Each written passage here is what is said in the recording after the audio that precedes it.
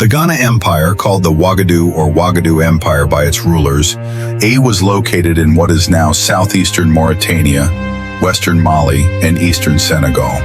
There is no consensus on when precisely it originated, but its development is linked to the changes in trade that emerged throughout the centuries after the introduction of the camel to the Western Sahara. By the time of the Muslim conquest of North Africa in the 7th century, the camel had changed the earlier, more irregular trade routes into a trade network running from Morocco to the Niger River. This regular and intensified trans-Saharan trade in gold, salt, and ivory allowed for the development of larger urban centers and encouraged territorial expansion to gain control over different trade routes. The Ghana ruling dynasty was first mentioned in written records in A30, and thus the 9th century is sometimes identified as the empire's beginning. In the medieval Arabic sources, the word Ghana can refer to a royal title, the name of a capital city, or a kingdom. The earliest reference to Ghana as a town is by Al-Khwarizmi, who died around 846. Research on the site of Kumbi Saleh, or Kumbi Saleh, a ruined medieval town in southeast Mauritania that may have been the capital of the Ghana Empire, suggests earlier beginnings. The earliest author to mention Ghana is the Persian astronomer Ibrahim al-Fazari, who, writing at the end of the 8th century, refers to the territory of Ghana, the land of gold. From the 9th century, Arab authors mention the Ghana Empire in connection with the trans-Saharan gold trade. Al-Bakri, who wrote in the 11th century, described the capital of Ghana as consisting of 2 towns 6 miles apart, one inhabited by Muslim merchants and the other by the king of Ghana. According to the tradition of the Soninke people, they migrated to southeastern Mauritania in the 1st century, and as early as around 100 CA, created a settlement that would eventually develop into the Ghana Empire. Other sources identify the beginnings of the empire sometime between the 4th century and the mid-8th century.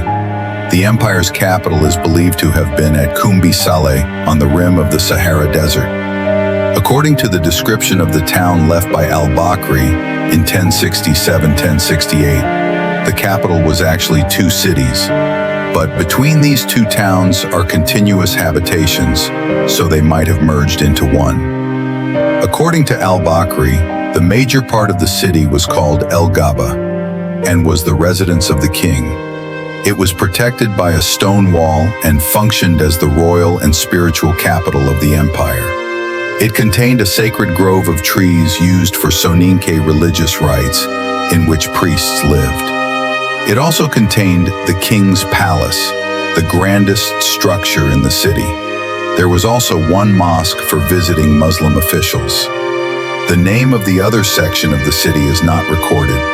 It was surrounded by wells with fresh water where vegetables were grown.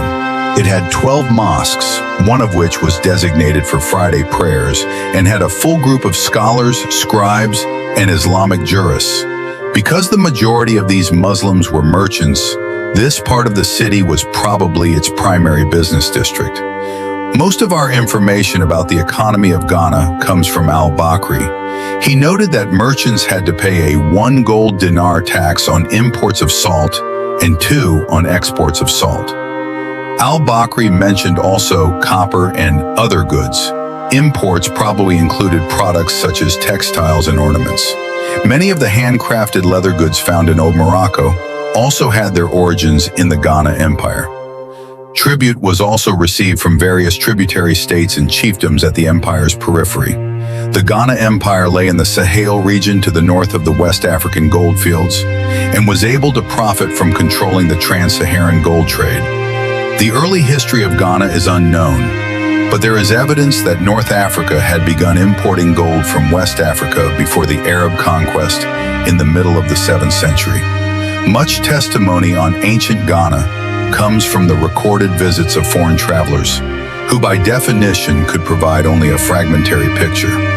Islamic writers often commented on the social-political stability of the empire based on the seemingly just actions and grandeur of the king. Al-Bakri questioned merchants who visited the empire in the 11th century and wrote of the king hearing grievances against officials and being surrounded by great wealth. Ghana appears to have had a central core region and was surrounded by vassal states. One of the earliest sources, Al-Yaqubi, writing in 889 and 890s, 276 Alans, noted that under the king's authority are a number of kings. These kings were presumably the rulers of the territorial units often called Kafu in Mandinka. In al-Bakri's time, the rulers of Ghana had begun to incorporate more Muslims into government, including the treasurer, his interpreter, and the majority of his officials. Given scarce Arabic sources and the ambiguity of the existing archaeological record, it is difficult to determine when and how Ghana declined and fell. According to Arab tradition, Ghana fell when it was sacked by the Almoravid movement in 1076-1077, but this interpretation has been questioned. Conrad and Fisher, 1982, argued that the notion of any Almoravid military conquest is merely perpetuated folklore, derived from a misinterpretation of or limited reliance on Arabic sources. Dirkie Lang agreed with the original military incursion theory, but argued that this does not preclude Almoravid political agitation, claiming that Ghana's demise owed much to the latter. Cheryl L. Burkhalter argued that while the idea of the conquest was unclear, the influence and success of the Almoravid movement in securing West African gold and circulating it widely necessitated a high degree of political control. Furthermore, the archaeology of ancient Ghana does not show signs of the rapid change and destruction that would be associated with any Almoravid-era military conquests. It is assumed that the ensuing war pushed Ghana over the edge, ending the kingdom's position as a commercial and military power by 1100. It collapsed into tribal groups and chieftaincies, some of which later assimilated into the Almoravids, while others founded the Mali Empire. Despite ambiguous evidence, it is clear that Ghana was incorporated into the Mali Empire around 1240.